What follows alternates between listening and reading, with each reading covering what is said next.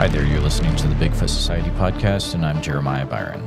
Every week I talk to individuals who have experienced Sasquatch in some way or another, so you won't want to miss an episode. Make sure you're subscribed on the platform that you're listening to, and share this episode with a friend. It does not cost a thing, and it helps the show continue to grow. If you'd like to hear Bigfoot Society episodes early and ad-free, you can do so by becoming a Patreon supporter or a YouTube channel member. Links to those are in the show notes. In Bigfoot Society, I've taken far too much of your time so far, so let's get on with the show.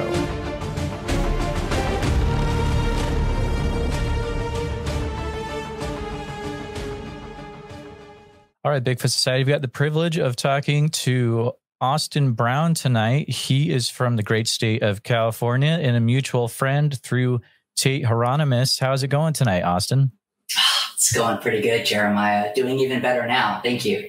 Oh, yeah. It's a pleasure to have you on. I've been trying to chat with you for quite a while, since your name comes up in a few different things. You've been seen in a documentary or two, maybe.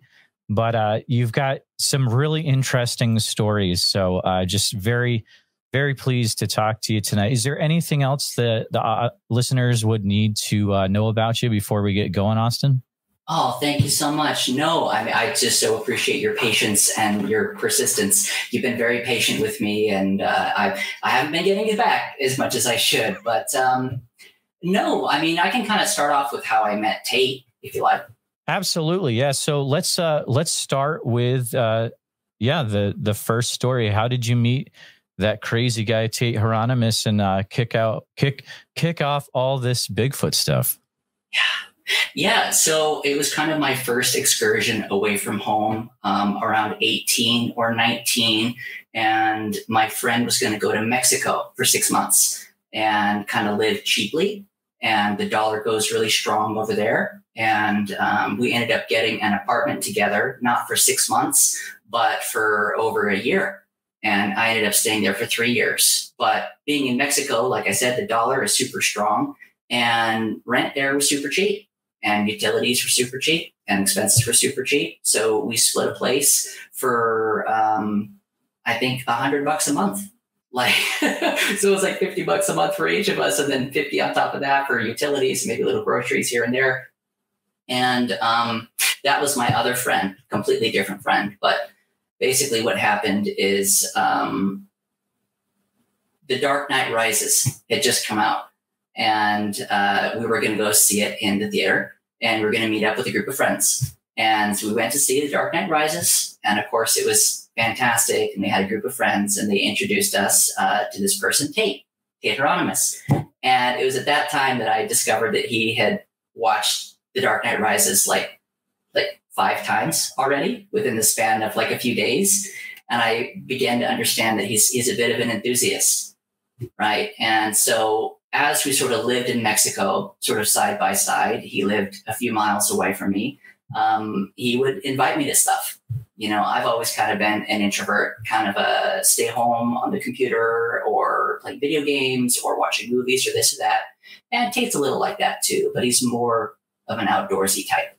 And so in Mexico, we would go to the Bufadora, we would go to mountains, we would go to hot springs, and we'd go to all these different places.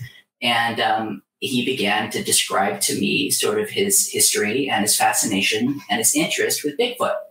And for him, I think it started at an early age. I think he kind of grew up watching that Finding Bigfoot TV show on Animal Planet. And I never really grew up with TV. TV was one of the things I didn't really have. We had, internet, and we had movies, but not so much TV, because we didn't like to watch TV too much for whatever reason in our house. But he had a fascination for it. And I think his dad showed him the Patterson-Gimlin film. And I think he may have actually seen that Patterson-Gimlin film like in theater in several different places. So he kind of described that to me. And every now and then he'd say, hey, you want to go do some Bigfoot researching? Do you want to go over here to these woods? Do you want to go over there to those mountains? And I never personally had an interest in Bigfoot. Like I said, we didn't have TV, so I didn't watch the Finding Bigfoot TV show. I never grew up watching the Patterson-Gimlin film. I never had any family members, never grew up around any mountains. I grew up in Ventura, California. which is a beach town. It's in Southern California. Most of the stuff we do here is go to the beach and go to restaurants, and we don't really do much time in the mountains or in the woodsy stuff like that. But Tate was kind of always bringing me out to do fun Bigfoot research excursions. And as little interest I have in Bigfoot, I just wanted to tag along with my friend. And that's kind of how it's been from the beginning. And it's still that way now. I still don't have much interest in Bigfoot. But Tate sure does. And, in the same way that he was interested in certain things, he's especially interested in that. That's an incredible way to meet someone through a great movie, The Dark Knight Rises. So good, right? And you've been along for the ride, quite literally, for Bigfoot. But I'm curious, so he's very persistent in trying to get you to do things. He's a great guy. What was the first thing where you're like, all right, Tate, I'll go out. We'll go do something Bigfoot related. We'll go do some research out in the field. What was the first thing? Yeah. I don't remember the first time. It might have been just to a little field. We might have done a couple knocks or something very simple. But the first major one that I remember that was serious, that I took time off work to go do, was to go to Bluff Creek, to go to where the actual Patterson-Gimlin film site was filmed. And little did I know that it would end up being like a 20-hour drive to get there. And it would be such a harrowing experience just to exist and camp there, let alone find the actual site, where the video was taken. But yeah, so that was the first time. I don't remember exactly the first time that we went. It was quite a while ago, but we went with him, we went with his dad, and we went with his dad's friend, and obviously me. And like I said, that was like a 20-hour drive. And, Tate did all the research. He did all the work. It was really incredible. He found out the whole route, how to get there. He planned it all out on Google Maps, and he downloaded maps, onto his phone so that even if he lost service, and he did lose service, we'd still be able to find our way. And Jeremiah, there were multiple times. We were in two separate cars. I think I was in Tate's truck, and then Tate's dad and his friend were in a different truck or something like that. We had walkie-talkies. We were walkie-talking back and forth, and we all had no faith in Tate. Jeremiah, we had zero faith in him. We start to go off the beaten trail. It's not looking like there's a road here. We got no idea what's going on. And Tate's, just trust me. I planned it all out. And then a couple of times I hear Tate, no, oh wait, no, not that way. It should be that way. Dude, you don't even know what you're doing. But lo and behold, we got there. And it was really something, Jeremiah. We got to, what is it? Louse Camp? I think that's what it's called. It's called Louse Camp. And we went there, and gosh, it was just beautiful water and beautiful trees. And that's when Tate was serious about looking for Bigfoot. Yeah. What an incredible adventure. It sounds like, was this around 2016, do you think? I feel like it was before that. Okay. Yeah, I feel like it was even longer ago. I've seen a photo from Tate where I believe it's you, Tate, when you met Cliff Bobo and Tom Yamarone. Does that sound familiar? Do you remember that time meeting those guys? For sure. How could you forget those guys? They're incredible. That was the second time we went. So the first time we went, it was with his dad and his friend. But the second time we went, it was just him and me. We just went alone. Yeah, the second time we went was in October of 2015. The first time we went, so July 2015. So we went almost a year later. The first time we went out to Louse Camp was back in 2015. And that's when we went with him and his dad and his friend. And then the second time, of course, was in 2016. We went just him and me. And that's when we ran into everybody. Part of the lore that you always hear about going to this area is that there's always an issue with someone's car. Did you guys have any issues with cars, blowing up a tire or anything like that had to be addressed on the way there? We were super fortunate. at least the first time we went. There was a lot of rocks and trees that were kind of in the middle of the roadway. And so we'd often have to get out of the cars. We'd have to move the trees. We'd have to roll the rocks down the mountain or something like that. That was the first time we went. But I do think the second time we went, Tate was going a little fast in his truck, and the sidewall of his tire ended up nicking a rock, and it tore his wheel, just tore the tire right open, But fortunately, he had a spare, and he knew pretty much how to fix it. I didn't really know. I didn't really know what I was doing, but I was there for moral support, of course, and we got back on the road and ended up being okay. Absolutely. One of the things I hear, if you're going to try to do that route down there, you want to have extra tire, maybe even extra gas, maybe even a chainsaw with you in case you come across a downed tree that you can't just drag out of the way. But people need to realize it's a pretty crazy trip trying to go down to that film site. What did that film site, how did that come across to you as a person that maybe hadn't spent hours and hours looking into the Patterson-Gimlin film, but what do you remember seeing detail-wise from that trip for the first time? Yeah, it was so much further than I expected. I was really hoping that we would just, set up camp right there in Louse Camp. It's nice and cozy, perfect spot with the water right there and trees and paths and everything clearly marked. But I mean, we walked, I want to say, for several hours. And we're bringing water with us. We're bringing granola bars. We're bringing pocket knives. We're bringing wood knockers. And I feel like it took us some time. I feel like it took us several hours just to get there. And a lot of it was going through the creek. You just follow the creek in order to get there. And that's a lot of water and a lot of rocks and a lot of fallen trees. I mean, I think the first time I went, I wore regular shoes. But then the second time I went, I think I wore boots, because it's ridiculous getting over there, but it's really quite fantastic. I mean, it's such untouched forest. Really, there was little to no paths whatsoever, except for what the Bigfoot people do. I know they go through and they clear out a few trails and paths here and there every now and then. But even with that, it's not a clearly traveled trail. Let's put it that way. Oh, absolutely. And one of the good things that the Bluff Creek Project do is they keep that area, upkept. They clear it out in a way so that it can be appreciated and not just, fade away into just a normal forest. From what I've heard, I have yet to go there myself, but someday I will be definitely going there. The other thing I hear about that camp area is that sometimes there are weird things that happen there. Did you experience anything out of the ordinary when you were in that camp at all, or?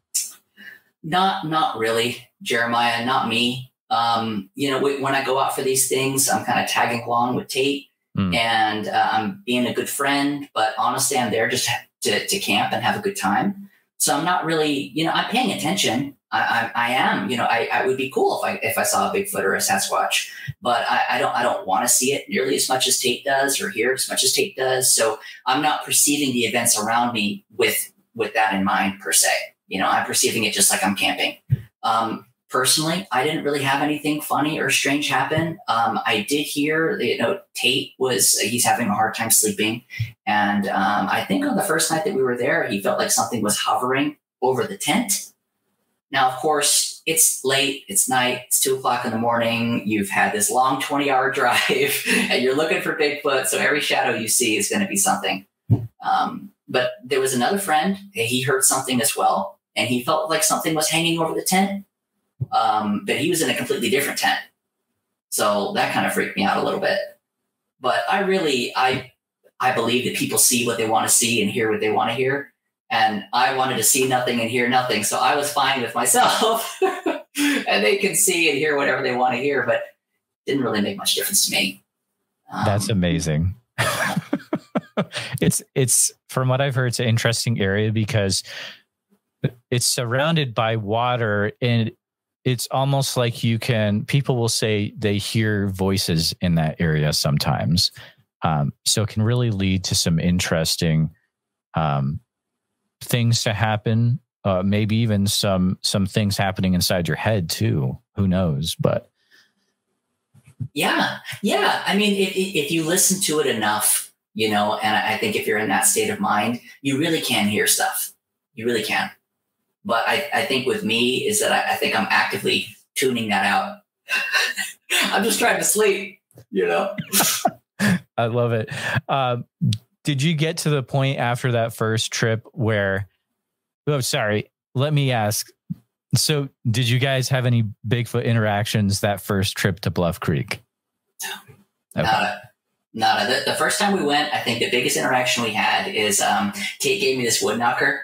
I thought it was so cool. It's just like this big, thick wooden stick. And we're supposed to be using it to summon Bigfoot, and I love whacking that thing to summon Bigfoot. It was always so much fun. And doing the calls and the whoops, I thought it was great, But no, the funniest thing that happened was I was running around just whacking everything I saw. we're camping and we're hiking. I'm just going to whack stuff. And Tate's dad's friend said, you might want to be careful about doing that, knocking trees and whatnot. You never know if there might be something in there. You might make it upset. And I was like, what? Huh?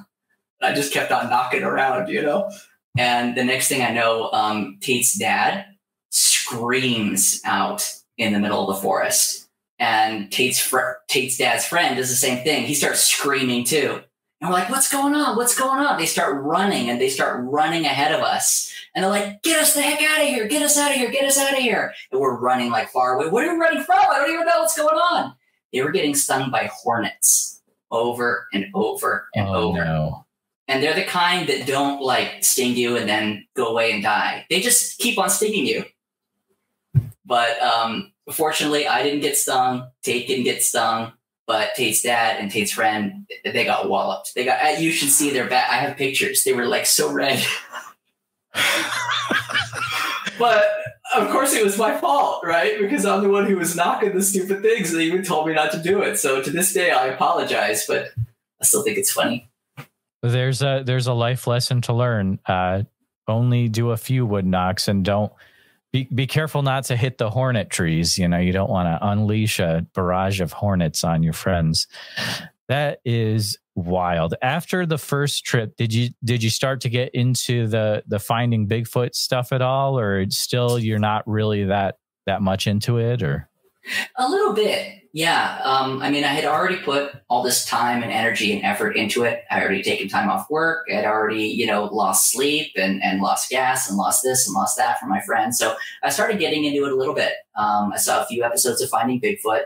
And whenever Tate would have me watch something, or if he had me go out to another place, I was a little more open-minded, especially being that I had been in kind of like what's considered to be the heart of Bigfoot research and discovery is right there at the Patterson-Gimlin-Phillips site. It's like, hey, I've kind of been a part of this thing, so I might as well look into it.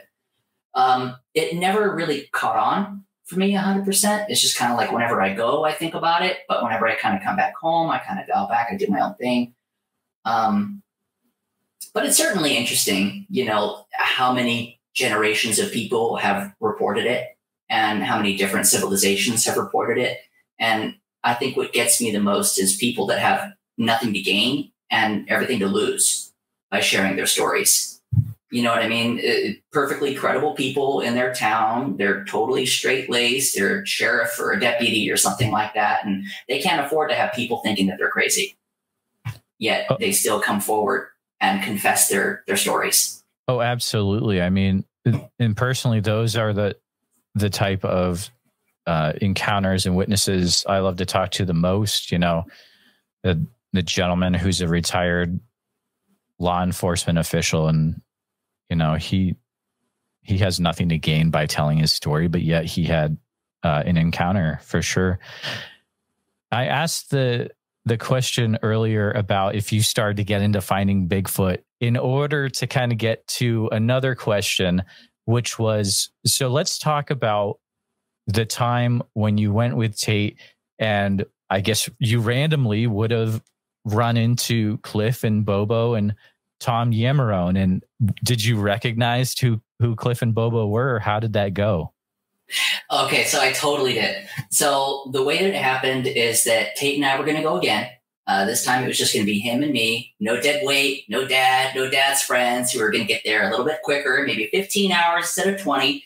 And, Tate was like holding back for me the whole time. So he was saying, oh yeah, it's going to be open. It's going to be open. Everything's going to be fine. Everything's going to be fine. But in the meantime, he was going back and forth with some guy. He owns like the Bigfoot bookstore, Steven Streifert. Yeah, you got it.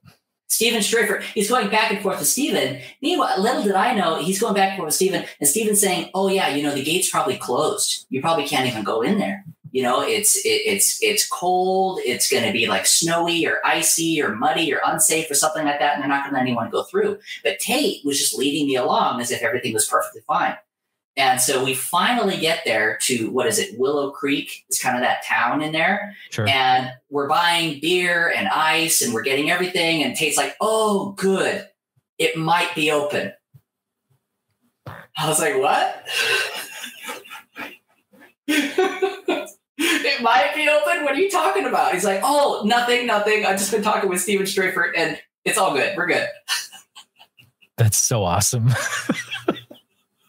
But I think while we were on our way, he eventually came clean and he said, listen, Austin, there's a chance that the gate to get to Louse Camp, there's a chance that it might be closed.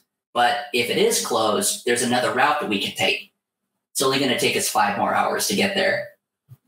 It's like, what's another 5, right? What's another 5? We're already 15 in anyways. It's just going to be 20 anyway, so might as well.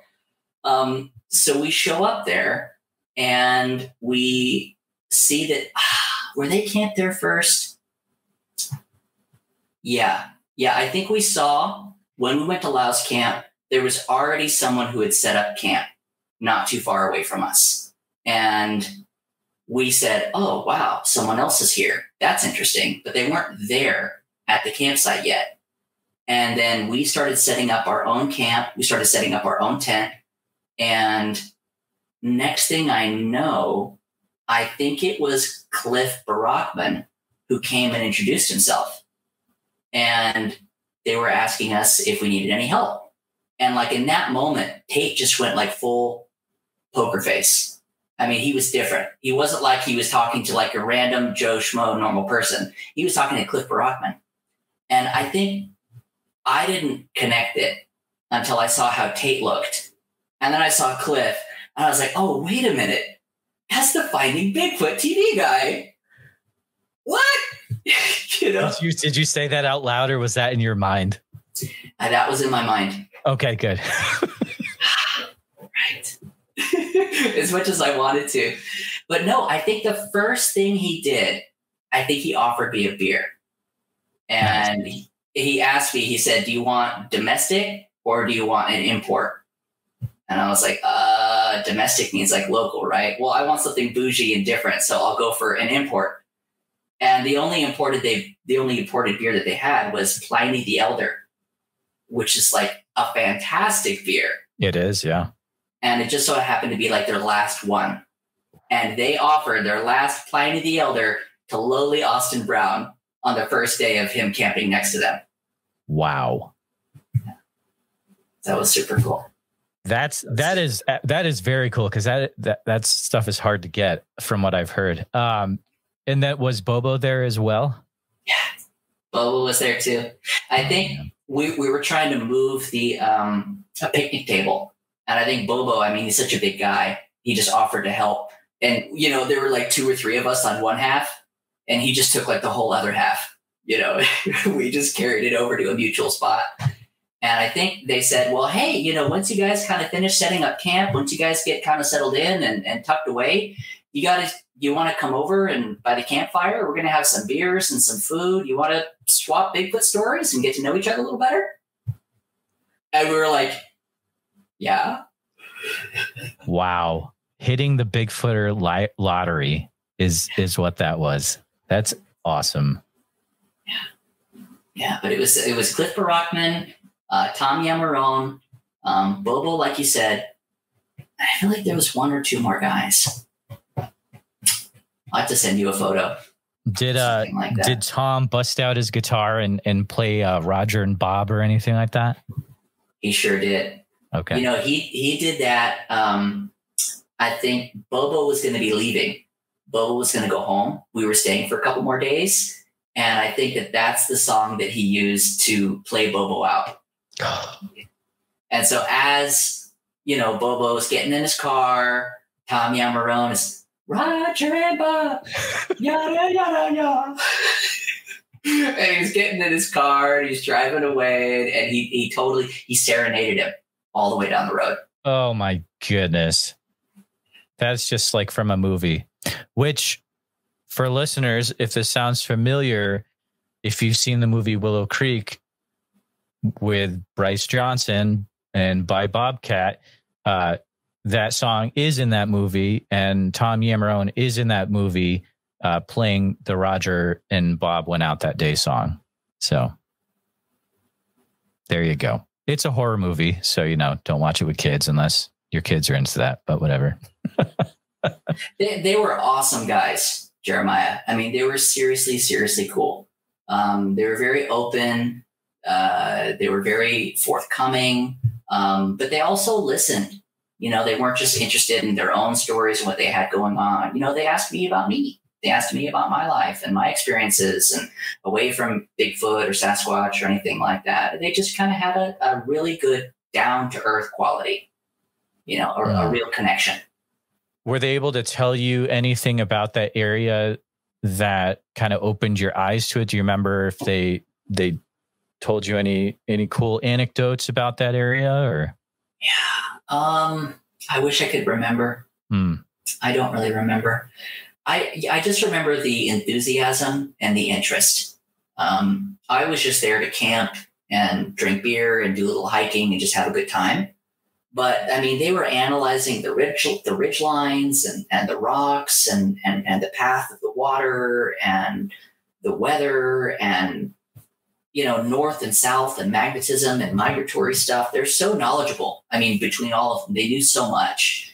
And I felt like, wow, you know, they're really perceiving so much more in their environment than I am. You know, I'm in such a disadvantage here. I'm a city boy. But, you know, in the meantime, they're pointing out tracks and stuff like that. It's really cool. But that really struck me is their genuine interest in their surroundings and their well-rounded knowledge, you know, not just about Bigfoot, but about bears and deers and bobcats and mountain lions and things like that. So, oh, no, that's not a Bigfoot anything. That's a bear scat or whatever. They knew about being out in the woods. Wow. Did Bobo do his famous Bigfoot howl when you were down there? I'm sure he did. I'm sure he did. I don't remember how it sounded. But he's definitely, I mean, he's such a big guy and he's got such a big set of lungs and he's kind of got that voice where he did really good. I think he did the best out of all of us. Oh, absolutely. I'm sure. I mean, probably most listeners have heard Bobo busted out on Finding Bigfoot. He's very, very, very good. I'm going to ask directly, during that trip, were there any interesting Bigfoot related occurrences that happened that you can remember? Yeah. No, nothing that stuck out. I mean, the most amazing thing that happened, obviously, was just the fact that we ran into them, ran into the cast. And we were, of course, happy to be there, especially being alone. That was super cool, kind of doing our own thing. But no, not to my recollection. We looked, we tried, we knocked, we called, we did all these different things. But, I mean, I think Tate might have gotten like a couple recordings. Maybe he heard like a knock in the distance or a whoop in the distance, but for me, it was never really anything so substantive that it was worth considering any further. You know, it's a noise in the night. It's not that big of a deal.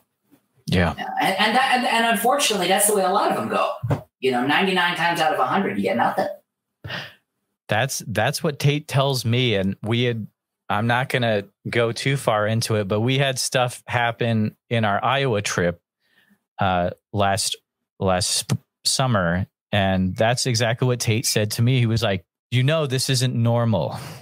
that you usually don't have much happen. So I totally agree with you where, yeah, most times when you go out, it is kind of like a fun camping, hiking trip when you're also looking for Bigfoot.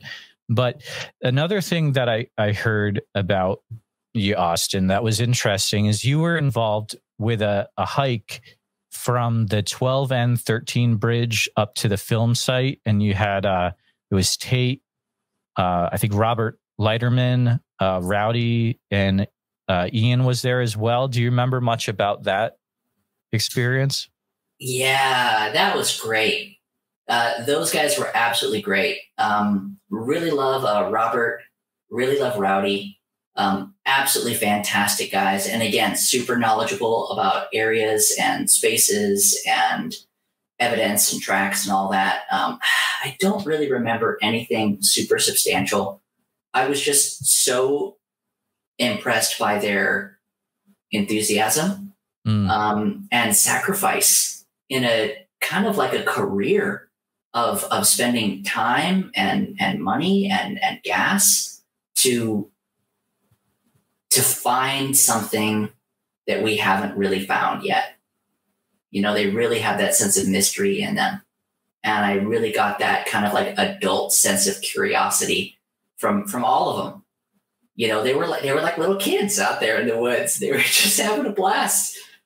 But as far as actual experiences go, I mean, I do recall listening to the water a little bit more carefully because I think we spent a lot of time around water and I could start to hear what people might hear. Oh yeah, I could see how someone could think that that's voices or something of that nature.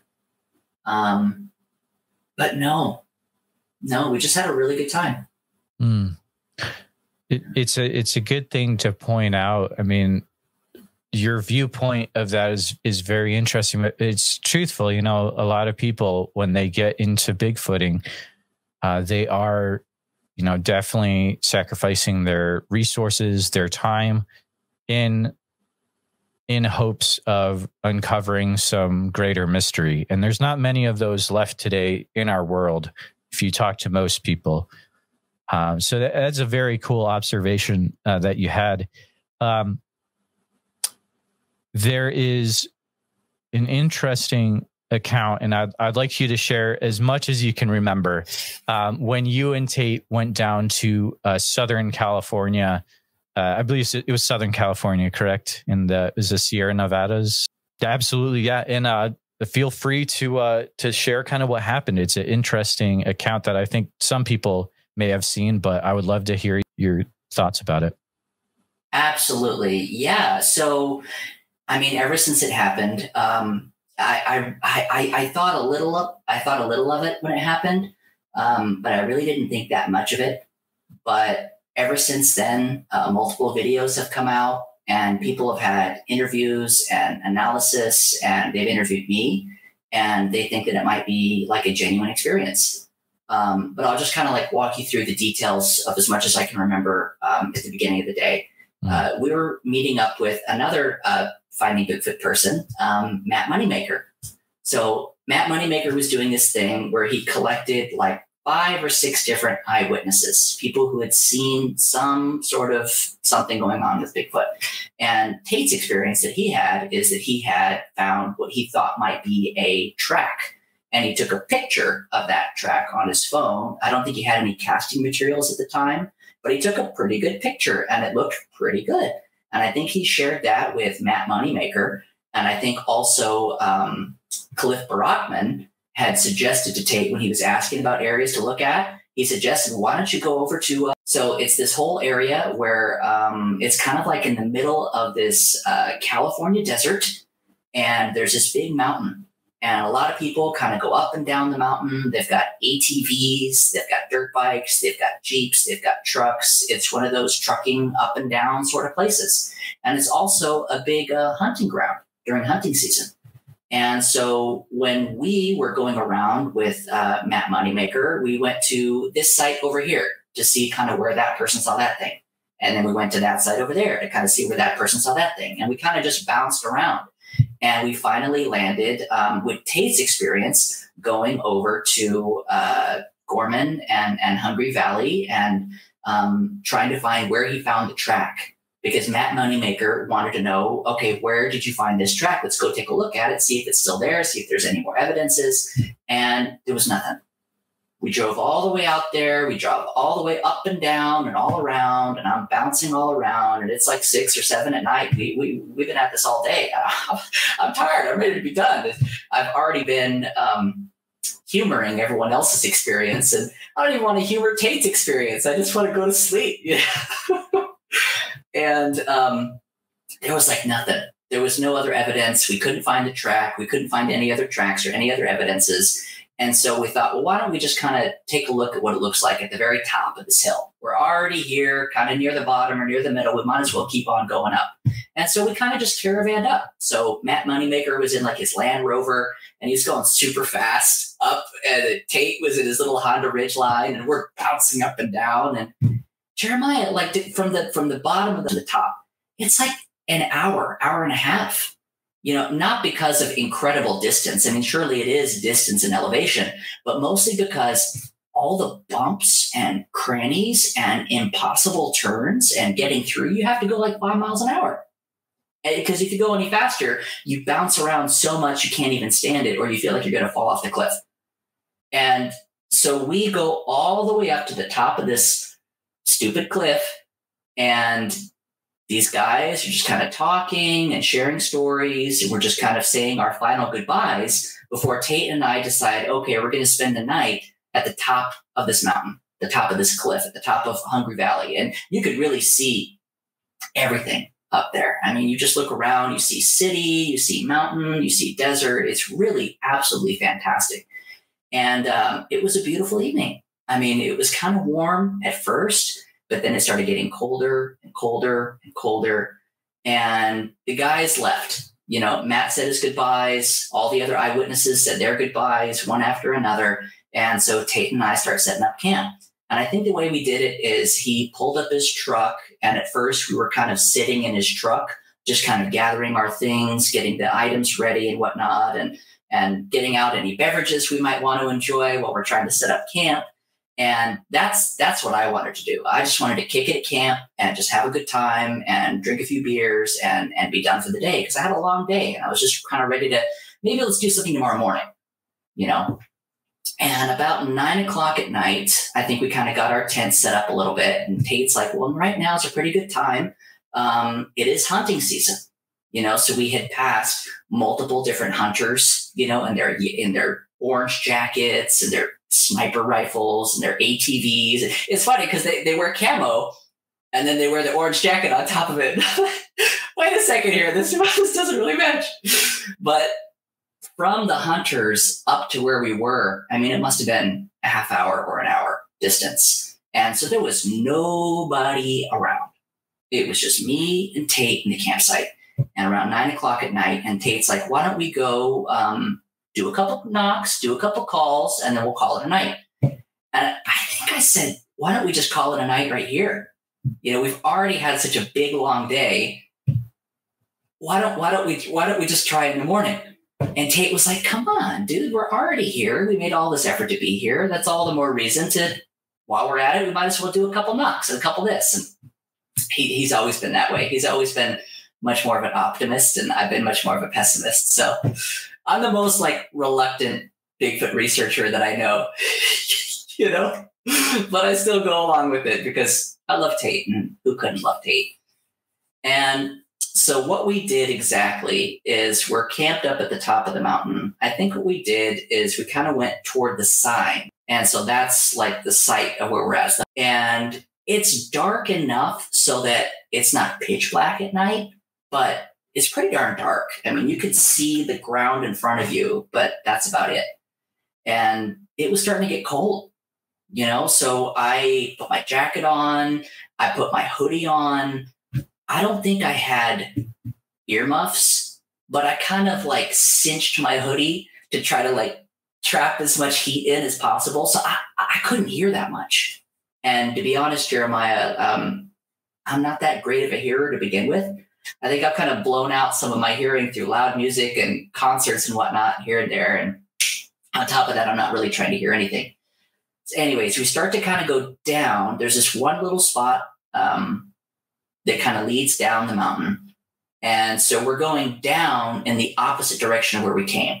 So we came up this side of the mountain, and now we're going down the opposite side of the mountain, just a tiny bit. And he saw this big dead tree. And to him, I think it looked kind of hollow. It looked kind of solid, maybe. I don't really know what's better for knocking, but he decided, I'm going to give this thing a couple knocks. And he had this big stick or something like that. And he gave it a couple knocks, and terrible. It sounded awful. It didn't carry at all. It didn't have like deep sound. It didn't resonate whatsoever. I think it was just so dead that when he hit it, there was nothing to echo within it or something like that. I don't know how all that works, but it didn't make any sound. Anyway, so he said, yeah, this isn't really working. So we kind of walked a little ways further. And then he said, I'm going to do a whoop. Be quiet while I do my whoop. And then that way we can listen for the response. And he's always having to do that with me because I always start talking. And he has to say, okay, I'm going to do a call. So be quiet for like a minute, Okay, I'll be quiet. And he said, he did a whoop. And then he said, Austin, I heard something. I heard a response in that direction. Whatever, dude. You heard something. You did a whoop. You heard something in the night.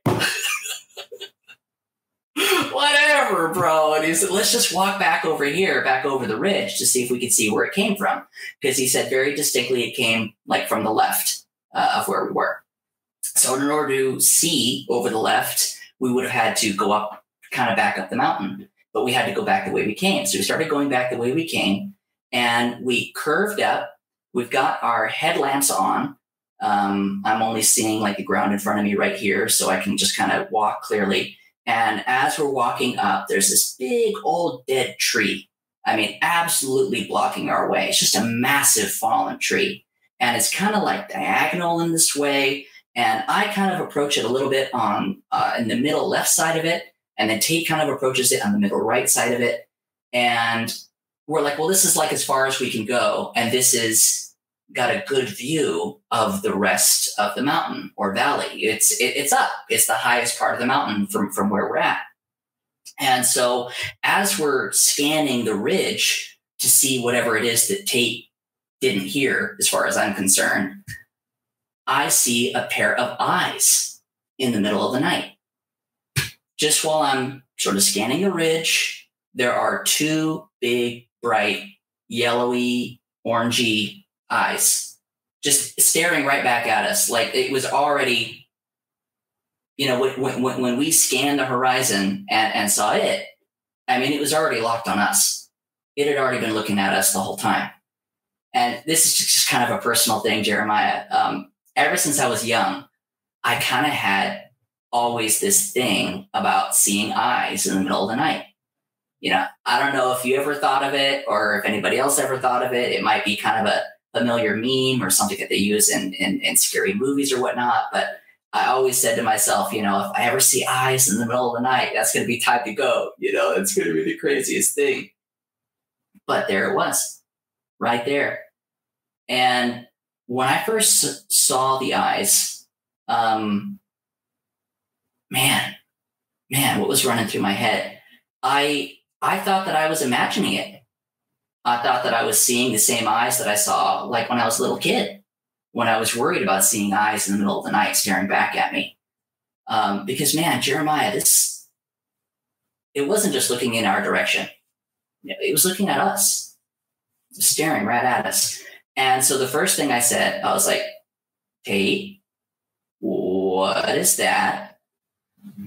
And I was fully expecting him to say that it wasn't there or that it was something totally benign, a telephone pole, lights in the distance. I thought that he would instantly brush it away. Oh, that's just the glare of the headlamp or something like that. But he saw the exact same thing. And he said, I don't know, dude. I was like, what do you mean you don't know? You're the expert. You're the one that comes out here. You should know what you see in the middle of the night. And so the exact experience was, I just said, what is that? And then Tate said, I don't know, dude. And we just had a stare down. And we literally just stared at it. And even though my headlamp wasn't looking like directly at it, the eyes were so reflective. It was reflective enough that it caught that light.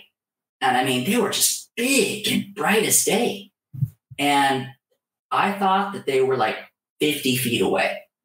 That's how close I thought it was. I thought it was fairly close. The eyes were big. They were not quite perfectly round, but almost so, kind of like human eyes, but they were further apart. They were a little further apart than they should be. And they were bright and unblinking, focused right on us. You know, and immediately, you know, when you look at a deer, or if you look at this, or if you look at that, it almost always looks at you and then looks away and does something else. This thing just stared right at us. And I really didn't know what to do. And I was kind of like leaning to the right and to the left to see, like, is it really not just like city lights in the distance? Because you could see that. You know, there were lights in the distance way back, but no, you could very, very clearly see there's lights in the distance and then two glowing yellowy dots right between them, you know. And I asked Tate, I said, do you think I should do a whoop or something like that? And he says, sure, dude, go for it. And apparently, you know, he brought up his thermal imaging camera at some point, and he started to film it. And I didn't really know. I was completely transfixed. I was just locked in this experience, just trying to figure out what this was or wasn't. And I ended up doing my whoop. And Jeremiah, there was no response. I let out this loud, you know, whoop. Nothing whatsoever. You know, no blinking, no looking in either direction, no backing away, no response whatsoever. And we waited, I want to say another 30 seconds to a minute. And finally I said, maybe I'll try another one. I'll just try one a little bit more aggressive, you know? And so I did kind of a, you know, with a little bit more, you know, meanness to it. And in a very conscious way, you know, it went from just having eyes locked to us, you know, to what I saw. It simply turned to the right and walked away. You know, like it just decided to stop staring at us. But there was like a delay. You know, I did that aggressive call and it kind of just stared at me for another couple seconds, and then it lost interest basically, and it turned the other way. Apparently, looking back at the thermal footage, there's a moment where it stands up, and that's where it's very clearly visible, you know, in the thermal footage. Personally, all I saw was two glowing dots in the middle of the night. And having no reference as to height, you know, I didn't see that ridge that was below it. I didn't see that tree that was right next to it. All I saw was two glowing eyes. So personally, I didn't see the moment where it stood up. I just saw two glowing eyes the whole time.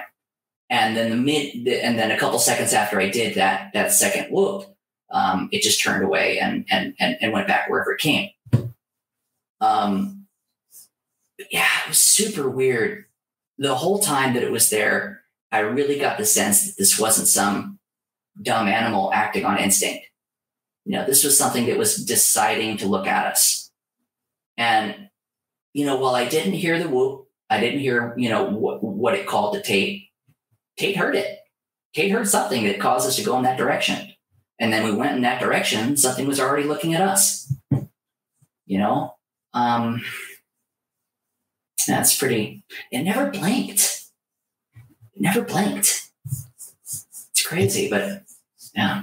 It's a fascinating account because when you take into consideration everything before this, you are really the most reluctant Bigfooter that I've ever talked to.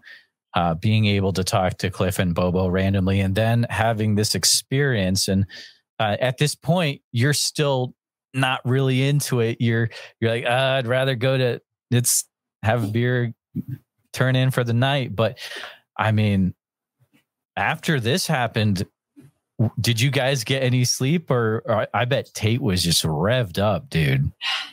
Absolutely. Yeah. No, it's weird. I felt a lot of different things at once personally. Part of me was kind of offended that it looked at us and it made its presence known. And then it ran away without showing its face, without doing anything. So part of me wanted to run away, but then also part of me wanted to like run towards it. You know, like, who do you think you are? Just popping out in the middle of the night like this and scaring the bejesus out of us. Who are you and what are you doing? You know, or what are you and what are you doing? If you are Bigfoot, let's pursue this and see what it's all about. But after that, you know, Tate and I, we were shook up. Yeah, I think initially we tried to relax a little bit. We tried to go back to camp and kind of shake it off a little bit and say, I don't know what it was, but whatever it was, we can certainly still sleep. And it's certainly gone. It's probably not going to hurt us or anything like that. But we were too scared. It was really nuts. And so Tate was asking me, he said, hey, you know, what do you think about maybe going back down the hill? And even though I knew going back down the hill would mean that it'd be the exact same arduous journey that it took us to get up, you know, like an hour and a half of bumpy roads, I said, you know, I could use a change of scenery. So we did the whole bumpy mountain. We packed everything back up. We went all the way down the road. And and at that point we tried to sleep, just kind of making sense of what we saw. Do you ever think to yourself, I would be questioning myself afterwards, like, what if you guys had stayed in that area? Like, that's a question I'd be asking myself for quite a few days afterwards. I don't know, man, but you know, you had to make the call. Right. Sort of the same thing. Should I run away or should I run towards it? Yeah. I think, you know, just because we were so completely bewildered and we were so not expecting it, you know, we didn't have any guns. We didn't have really any defenses or anything whatsoever. We were totally shocked by the experience. I mean, the whole experience was just to be able to show Matt Moneymaker something that Tate found, you know, and like the Bigfoot calling was just kind of like a plus. It was kind of an add-on. So to actually, you know, run into something, I was really trying to disprove it. You know, in my mind, I was thinking, well, it could have been a deer, could have been a bear, could have been a this, could have been a that, could have been a person. I don't know. And I really just tried to shut it out of my mind until the morning.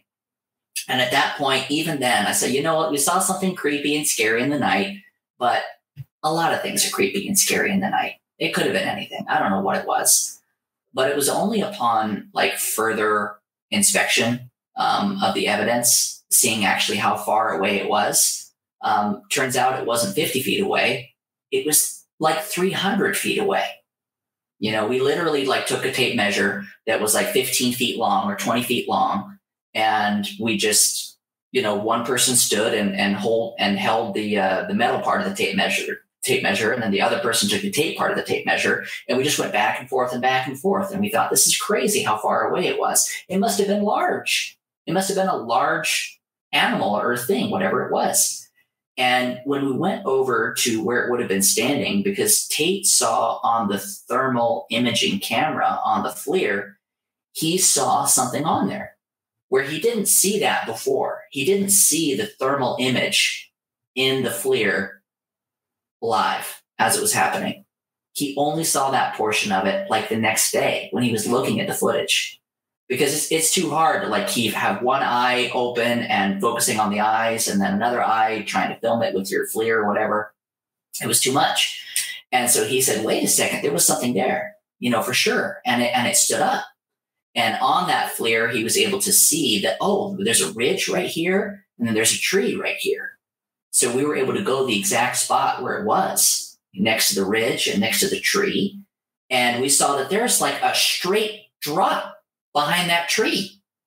There's no trail. There's no nothing. There's like a 70 or 80 degree mountain or something like that.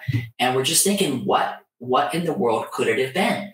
It must have been hiding right behind that ridge and kind of just next to the tree, just checking us out. And then as soon as it was done checking us out, it just turned around and walked down this 70 or 80 degree mountain. Man, it's such a wild story. When you left that area, in your mind, what had you come to think? What do you think? Do you think that was a Bigfoot there that night, or what was in your head when you were leaving? You're just maybe as confused as ever. I have no idea what else it could be. I've gone through my mind, and I don't know much about bears. I don't know much about deers or birds or wildlife or anything like that. So I don't feel like I'm an expert in saying like it couldn't have been those things. Perhaps it could. But watching the footage and listening to other people talk about it, listening to people who are really good at ruling this stuff out and narrowing things down, people with a lot more experience and knowledge than me, they make a lot of really good points. And I still have no better explanation for what I saw. But it's like, if it wasn't Bigfoot, then what was it? I have no good explanation, There's been a few, Tate's made a documentary episode about this, and I'll have it in the show notes, and there's been others as well. So I'll make sure that there's plenty of resources for this episode if people want to dig deeper, which I would definitely recommend that you do. This whole experience, how did it affect you getting more into Bigfoot at all, or were you really the same person as regards to Bigfoot before it versus after? No, I'm definitely a little more of a believer. I'm definitely a little more of a believer. There's no way that there's been all these stories, and even I have a story, and you're telling me that they have no common element, that this is just all people just imagining things or making stuff up, even though they have nothing to gain, just like me. I have nothing to gain. Right, exactly. Austin has no book or podcast. He has nothing to gain from him talking to me tonight. It's just, it's a very interesting account, and I'm so thankful that you agreed to come on. Have you been involved with any other expeditions or going out and looking for stuff since that time? There was that second time that we went, I think with Jonathan Easley, and I think a few other people as well. And he's another guy that I'm just super impressed and interested in. He does that Western Bigfoot theory or society. Western Bigfoot exploration. It's a very, very good channel. His camera is intense. But him too, he's so knowledgeable and he's so enthusiastic. And we went back out there, he told me straight up that he went out there to disprove it. To basically said that you guys didn't really see anything. But the more that he talked to me and my experience, and I'm just sharing events as they happen to me, I don't really have any dog in the fight. He's like, wait a second, you saw this, you saw that, and they did this and they did that. Wait a second. So that was the next time that we went out there. And I didn't have any experiences at that time, but I really am starting to put the pieces together that even though I have nothing to gain, per se, gosh, it's so interesting. And it kind of has sparked my own adult curiosity a little bit as to what's going on around here, Wow. Pretty cool. Do you think you might ever go out to that area a third time? It's funny you should mention it. I will be going in a couple days, this Saturday. Oh, wow. Yeah. Tate's going out there. I think he has a few other people going out with him. He's always got some big crew. But I'm really going to look at the place again and really consider it very seriously and not try to disprove it. But I don't know, kind of go with a little bit more of an open mind.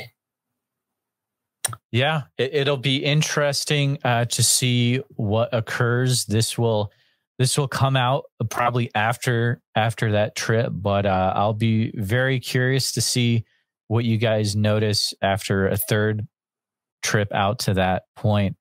But Austin, this has been such a fun conversation. Thank you for spending some time with us. I will ask you if there's anything that you want to plug or give you the chance, but it sounds like probably not. Oh, thank you. Well, definitely not as far as, items are concerned professionally or Bigfootly. I'm kind of a photographer. Okay. I do like to take a lot of photos. It's just of like my average, ordinary neighborhood stuff. So kind of through COVID, I just started taking like these funny little photos of just funny stuff I saw on my walks around my neighborhood. And it really kind of took off. And I really like to try to, I think a lot of happiness can be derived in satisfaction and being satisfied with where you are and with what you're doing. And so these photos are kind of an experiment of that and getting more in touch with my current surroundings, being satisfied with what I have. So my Instagram is Austigram. So it's AUSTI and then GRAM. So Austigram. And I just post a lot of photos of beautiful Ventura, but I try to bring out the extra in the ordinary, if that makes any sense. And it's something that I like to think anybody can do. They can appreciate their surroundings. That is awesome. We'll definitely have that in the show notes as well, so people can keep up to date with your photography. But man, thanks so much for coming on. And I'll have to keep an ear out if you're involved with any other cool things in the future. Let me know. So, thanks so much, Jeremiah. Such a pleasure. And you're such a good interviewer, and you're such a great enthusiast. And I'm just so grateful to have been able to have this time with you. And thank you for being open-minded and listening to my crazy story. Well, thank you, Austin. Here at Bigfoot Society, our goal is to provide a platform for those that have encountered Bigfoot to share their encounter in a safe and respected environment. But we need to hear your story. If you've experienced something that you just can't explain, please send me an email at bigfootsociety@gmail.com. Then we can start the conversation. And I know a lot of you have not shared your encounter at all. It's been 20 years, and it's time that you get this off your chest, and then you can get some well-deserved rest, because I know you haven't been sleeping. I understand what you're going through, and I appreciate every one of you listening.